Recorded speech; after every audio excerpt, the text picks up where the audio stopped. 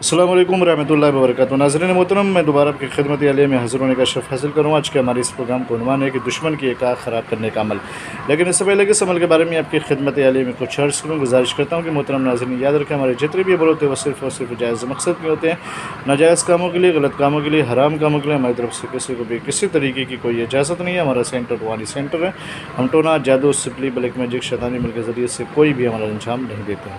محترم ناظرین، اگر آپ یہ چاہتے ہیں کہ آپ کے دشمن کی ایک آنکھ خراب ہو جائے، اگر اس نے بہت پریشان کر رکھا ہے، ناجائز طریقے سے، غلط طریقے سے آپ کو ٹارچر کر رہا ہے، اور آپ یہ چاہتے ہیں کہ وہ بیمار ہو جائے یا تباہ ہو جائے یا اس کی ایک آنکھ خراب ہو جائے، تو اس کے لیے اس تعویذ مبارکہ کو آپ استعمال کریں۔ یاد رکھیں، صرف اور صرف دن میں یہ عمل انجام دیجیے گا۔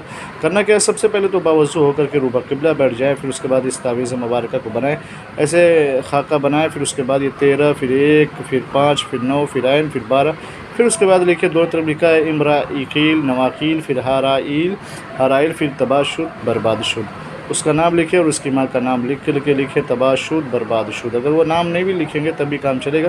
پھر اس تعویذ مبارکہ کو جلائیں، اور جلانے کے بعد اس کی راکھ جو ہے پانی میں ڈال دیں۔